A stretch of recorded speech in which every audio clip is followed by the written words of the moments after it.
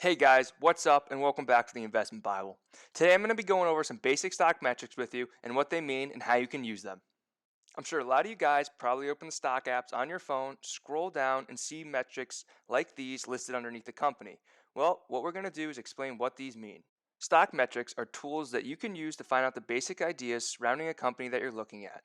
The most common ones are 52-week low, dividend yield, market capitalization, price to earnings ratio, earnings per share, average volume and volume, shares outstanding, the stock's beta, the days open, high, and low. Now, different platforms have different ways for illustrating their basic stock metrics, but a majority of them consist of the same variables. Now, if you ever found yourself looking at them and you kind of end up looking like this guy, don't worry, we're going to make it easy for you. First thing we're going to look at here is the 52-week range. This is the range the stock has bounced within the past 52 weeks. This can give an investor an idea of where a stock is priced relative to where it's been in the past year.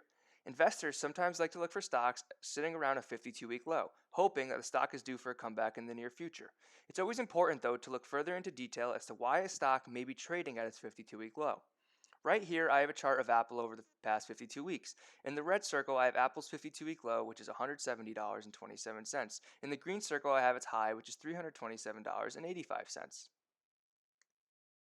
Example of when a stock is sitting at its 52-week low doesn't mean it's a buy is Norwegian Cruise Line Holdings. This stock has gotten battered over the past couple months due to the fact that people are reluctant to go on cruises or may be restricted.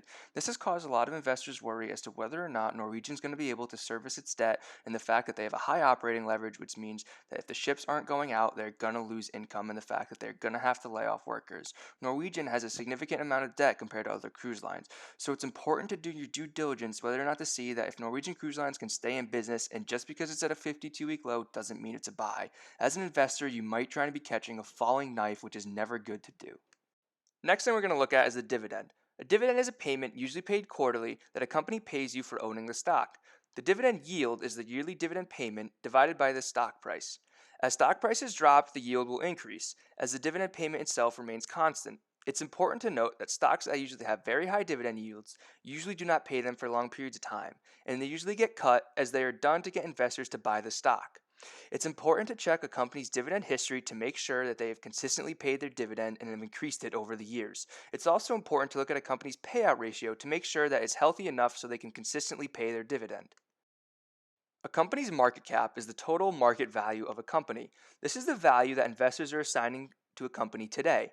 Right now, the market is valuing Apple at $1.2 trillion. A market cap is found by multiplying the number of shares outstanding by the share price.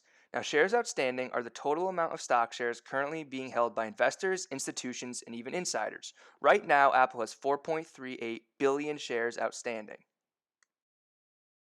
Now we look at the PE ratio. The PE ratio is the price to earnings ratio for a company.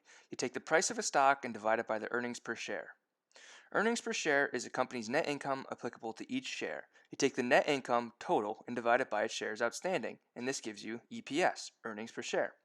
A PE ratio has some ability to tell you whether or not a company may be under or overvalued. It's currently one of the most widely used metrics today by investors.